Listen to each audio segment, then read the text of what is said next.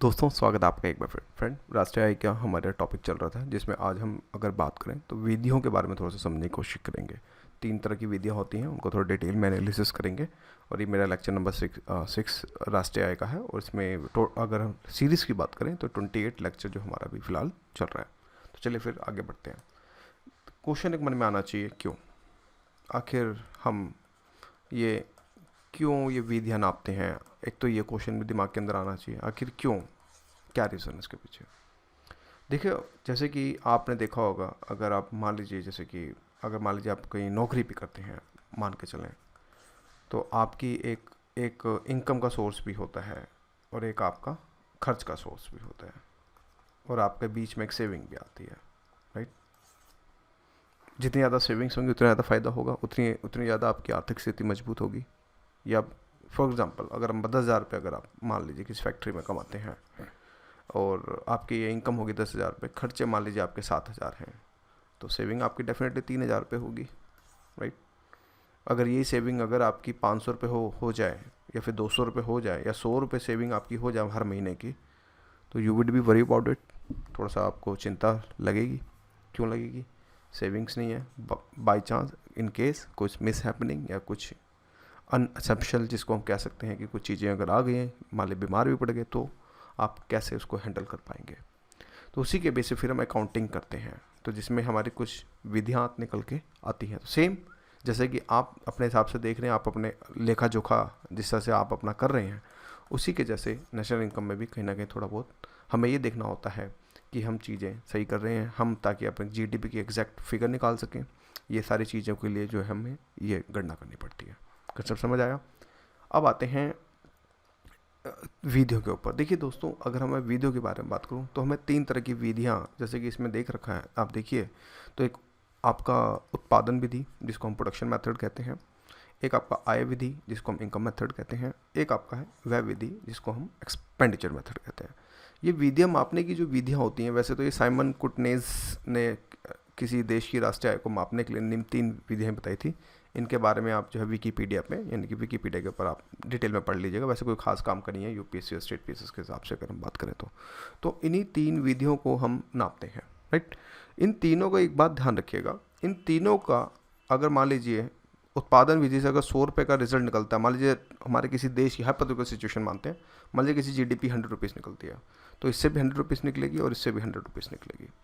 यानी कि तीनों की तीनों विधियाँ कोई भी निकाल, रिजल्ट हमारा एक ही आएगा, रिजल्ट हमारा एक ही आएगा। ये चीज़ आपको समझनी पड़ेंगी।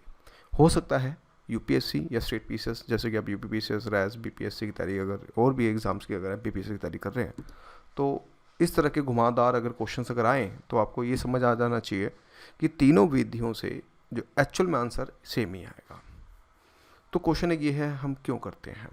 देखो हर एक, अब इसमें क्यों करते हैं इसके ज़्यादा बीच में बस ये बोलूँगा कि चीज़ों को कॉम्प्लेक्सिटी से ख़त्म करने के लिए, कॉम्प्लेक्स चीज़ों को ख़त्म करने के लिए एक हम ईजिएस्ट वे निकालने की जो यहाँ पे कोशिश करते हैं। अगर भारत की बात करी जाए, अगर हम भारत में बात करें, तो जो राष्ट्रीय की गणना के लिए व्यय विधि का प्रयोग यहाँ पे नहीं किया जाता है। जो एक्सपेंडिचर मेथड है वो इसलिए नहीं किया जाता है क्योंकि रीजंस इसके पीछे, क्योंकि एक्सपेंडिचर मेथड में आपको पता होगा कि एक तो देरी का दौर और साथ में इन्फ्लेशन भी चीज़ें जो है यहाँ पर ट्रिगर होती हैं। तो जिस वजह से हम लोग व्यय विधि को हम यहाँ पे जो है इंडिया के अंदर काउंट नहीं करते हैं। हालांकि हम उत्पाद और आय विधि का जो है यहाँ पे अगर बात करें तो हम प्रयोग करते हैं। समझ आ गया?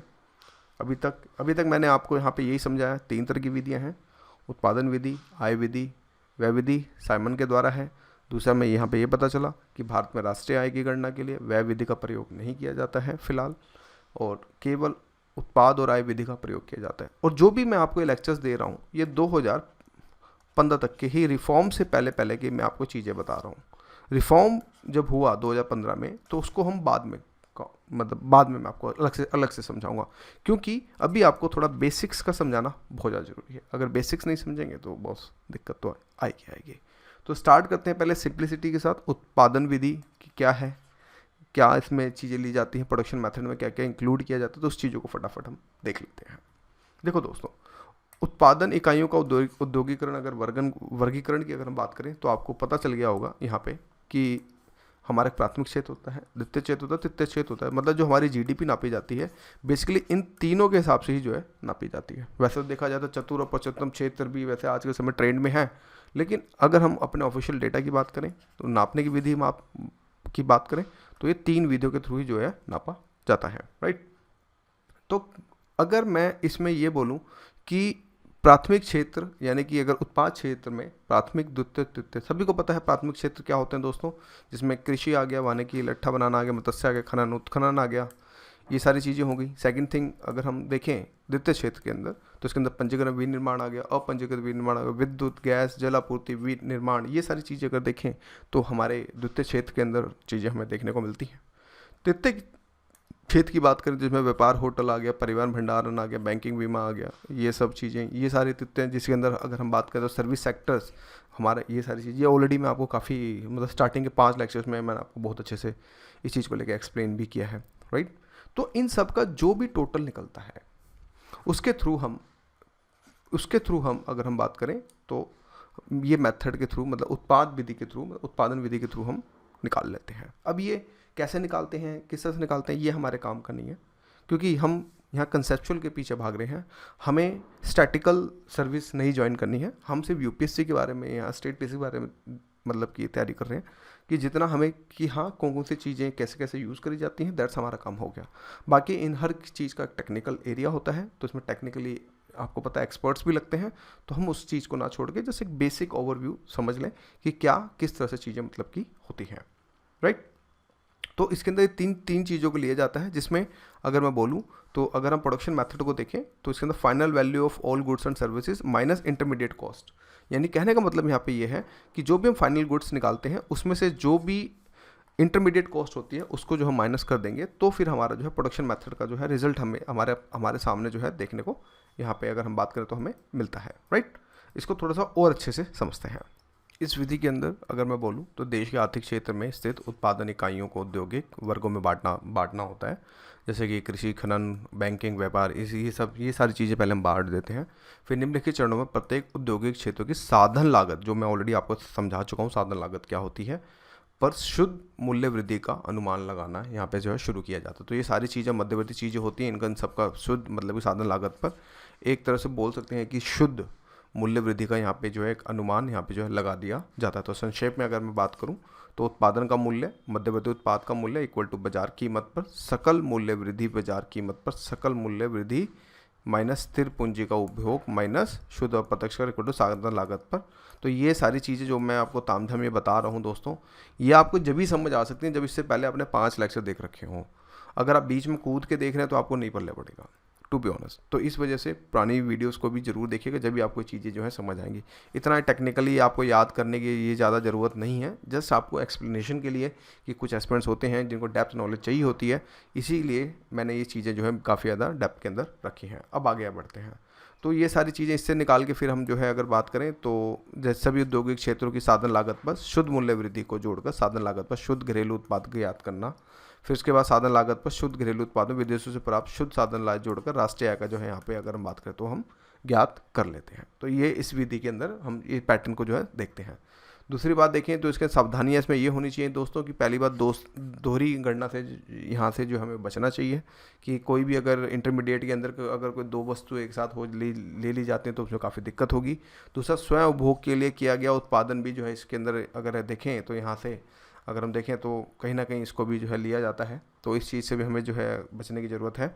तीसरा अगर हम बात करें तो पुरानी वस्तुओं का जो विक्रय होता है, जो पुरानी वस्तुएं जो होती हैं उसको जो है स्पेशली इसमें नहीं लिया जाता है। हाँ, अगर पुरानी वस्तुओं पे अगर दलाली मतलब कि ब्रोकरेज फीस देनी होती है, जैसे होता है ना ये कमी, जैसे आप ही हैं, आप अगर कहीं सेकंड हैंड गाड़ियाँ अगर लेने जा रहे होते हैं तो ब्रोकरेज की जो कमीशन होती है वो उसमें राष्ट्रीय आय में काउंट करी जाती है, लेकिन सेकंड हैंड कार को जो है उसके अंदर नहीं लिया जाता क्योंकि वो ऑलरेडी पहली बार फर्स्ट टाइम जो है नेशनल इनकम में जो है बिक गई है। तो ये सारी चीज़ें का आपको जो बहुत इत्मीनान से ध्यान से जो आपको ध्यान रखना होता है। नेक्स्ट आते हैं आय विधि दोस्तों। आय विधि के अंदर बात करें तो इसको हम बोलते हैं इनकम मेथड। इनकम मेथड के अंदर हम इन 4 चीज़ों को ही ध्यान में रखा जाता है, जिसमें मजदूरी, वेतन, लगान, किराया, ब्याज और लाभ, इन चारों का ही मिश्रण मिलके अगर हम बात करें तो हमारी जो है इनकम विधि निकल के अगर हम बात करें तो आती है। तो इसके अंदर अगर हम बात करें तो वही मतलब 4 चीज़ें जिसके अंदर कर्मचारियों का पारिश्रमिक, किराया, ब्याज और लाभ, इन सब का जो टोटल योग करके अगर हम बात करें तो साधन लागत पर शुद्ध घरेलू उत्पाद ज्ञात करने के लिए सभी उद्योगों के द्वारा भुगतान की गई मतलब कि जो संसाधन होते हैं उसको जो है जोड़े जाते हैं, और साधन लागत पर शुद्ध राष्ट्रीय उत्पाद ज्ञात करने के लिए साधन लागत पर शुद्ध घरेलू उत्पाद से विदेश से प्राप्त शुद्ध आय यहाँ पे जो है जोड़ते हैं। तो इसके बाद जो है अगर हम बात करें तो हमारी जो है नेशनल मतलब कि आय विधि जो हमारी जो यहाँ पे जो है निकल के आती है। इसमें भी सावधानियां हैं दोस्तों, अगर हम बात करें तो सावधानियों के अंदर अगर मैं बोलूं तो इसके अंदर कर्मचारियों के पारिश्रमिक का अनुमान लगाते समय कर्मचारियों को मिलने वाली नकदी मजदूरों के अलावा सुविधाओं के रूप में मिलने वाली सभी लाभ शामिल करने चाहिए। कर्मचारियों को मिलने वाला केवल नगद भुगतान इसमें शामिल नहीं करना चाहिए, कि ऐसा नहीं कि जो नगद मिला था उसी को कर लिया। जो भी सारे के सारे मतलब कि कर्मचारियों को जो हम भुगतान करते हैं तो उनको भी जो है अगर बोलें तो उसको भी जो है यहाँ पे शामिल करना चाहिए। फिर ब्याज का अनुमान लगाते समय केवल उत्पादन के लिए दिए गए ऋण पर मिलने वाला ब्याज ही शामिल किया जाना चाहिए। उपभोग के लिए ऋण पर दिए जाने वाला ब्याज और गैर जो साधन आय हैं अतः यह राष्ट्रीय आय में शामिल हम बात करें तो ये बिल्कुल नहीं होता है। फिर उपहार, दान, जुर्माना, लॉटरी, ये सारी चीज़ें जो है राष्ट्रीय आय में जो है शामिल नहीं करी जाती हैं। इस चीज़ को याद रखिएगा।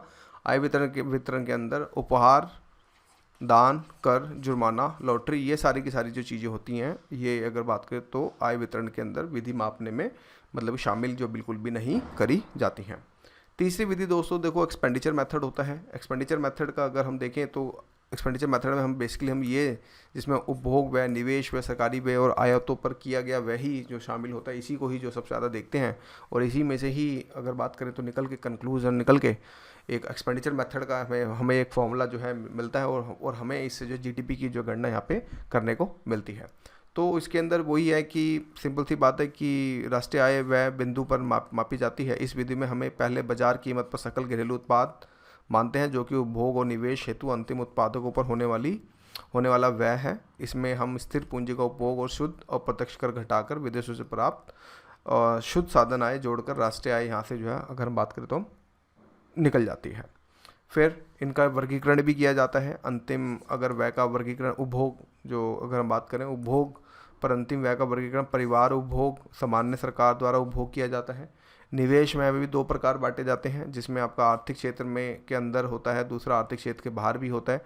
और इस विधि में ये कुछ चरण होते हैं जिसके अंदर अगर बात करें तो निजी अंतिम उपभोग व्यय चरण में सरकारी अंतिम उपभोग व्यय, सकल घरेलू और शुद्ध निर्यात जो है इसमें कुल मिला के जो है कर लिया जाता है। देखो दोस्तों मैंने अभी भी बोला है इसके पीछे ज़्यादा नहीं करना, जस्ट आपको ये समझाने की कोशिश करी गई है। जो मेरा मोटा काम था वो मैंने शुरू के 5 वीडियो में आपको बता दिया है बहुत डेप्थ के अंदर।